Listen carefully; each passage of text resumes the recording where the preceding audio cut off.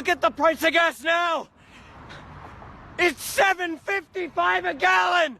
Hey, Putin, we're sending you a bill! Hello, everyone. My name is Swamp.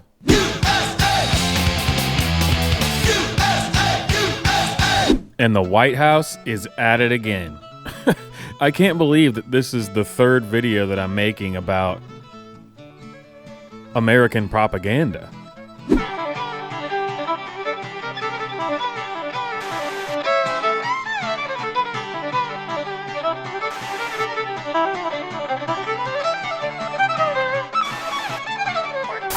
So thank you. Hannah, I think we're starting with you.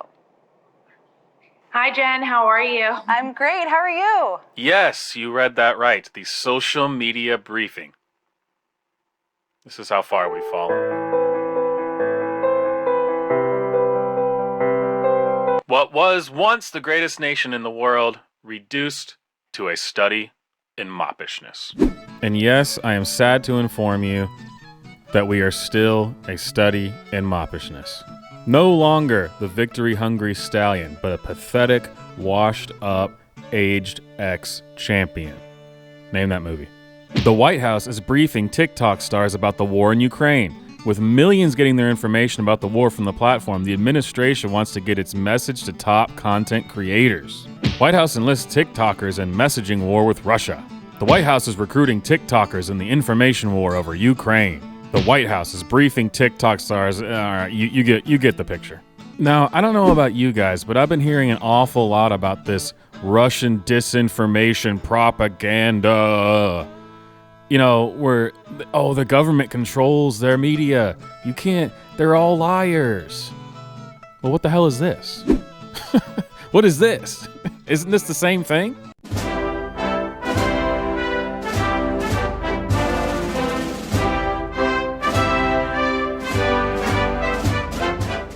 Russian disinformation propaganda ramp up as conflict with Ukraine grows.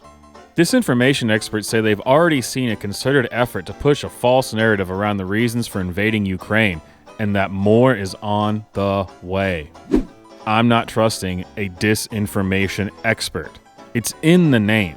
And look, but I think that's an incredibly relevant question. Yeah. And I think DOJ, in the same way that it is setting up a task force to investigate oligarchs, should look into people who are Russian propagandists and shilling for Putin. That's being, if you are a foreign asset to a dictator, it should be investigated.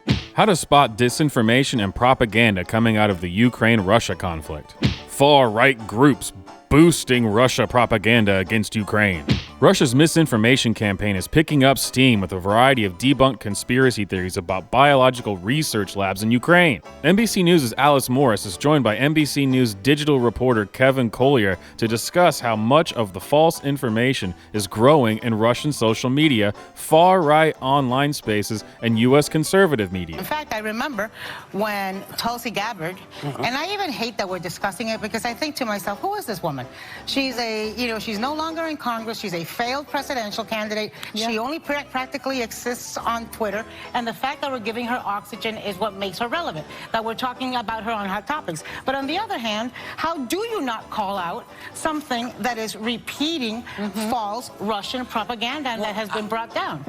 Oh yeah, this totally debunked biolabs being in Ukraine. There never has been any.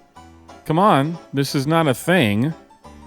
I mean, people like Tulsi Gabbard, far-right figures like Tulsi Gabbard really should be held accountable for spreading this ridiculous debunked propaganda from Russia.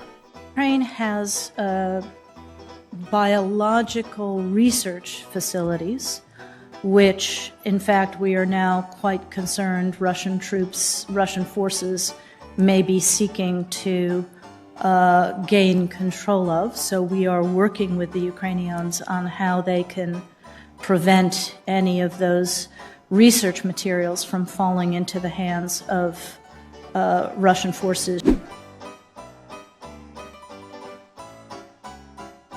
They used to arrest people for doing stuff like this. If they thought you were colluding with a Russian agent, if they thought you were putting out information or taking information and handing over to Russia, they used to actually investigate stuff like this. And I guess now, you know, there seems to be no bars. And people are not being told to hate Putin. Putin doesn't need a reason to be hated. It's pretty much clear. He started a war. He started a genocide. Ah, yes, Whoopi Goldberg's famous advocating for McCarthyism. She is just known for how much she loved McCarthyism. And speaking of disinformation, that other woman just said that there's a genocide going on. He started a war. He started genocide. What? I haven't heard that part of it yet. I guess I'm just behind the propaganda. I really need to do a better job keeping up with what the White House wants us to know. And maybe I can get some answers. Let's check out one of these TikTokers that got the White House update. Not propaganda, just making sure that they have the right talking points and that they say what the government wants them to say. But, well, no, wait, that is propaganda. Well, it's okay when we do it. Why is gas so expensive, and why is the United States inflation rate at a 4-time decade high? I had the opportunity to ask the White House why gas down the street is $7, and here's what they said.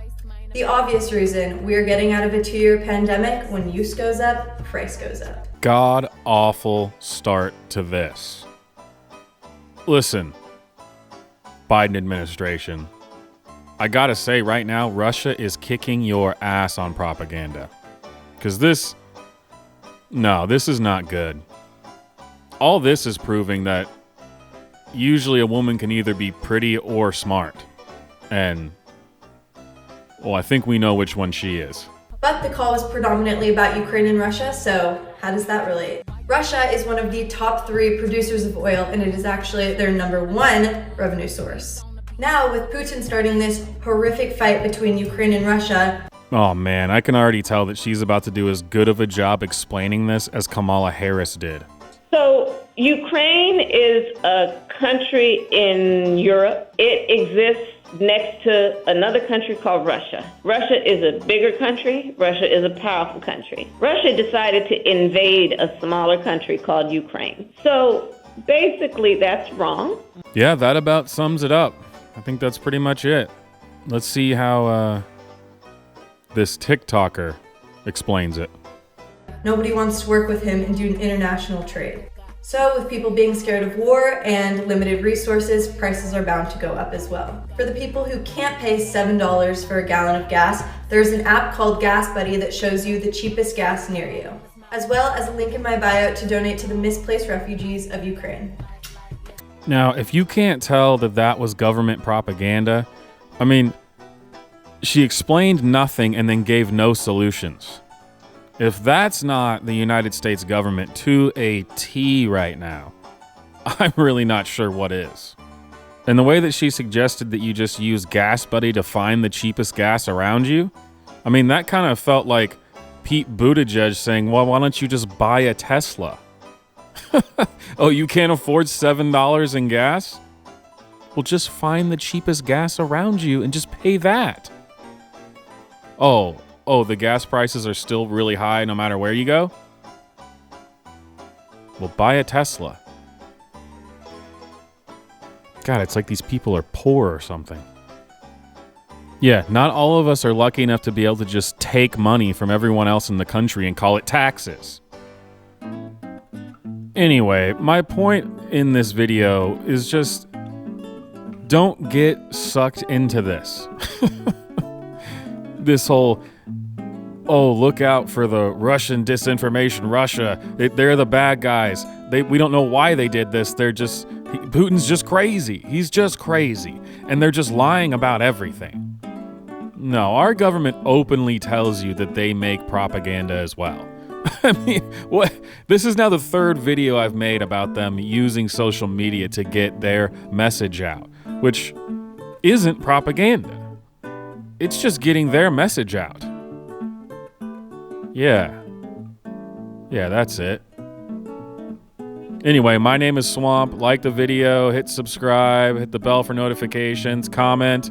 Check out the new merch. Woo! Please, God. Please, God. All right, guys, I'll see you next time.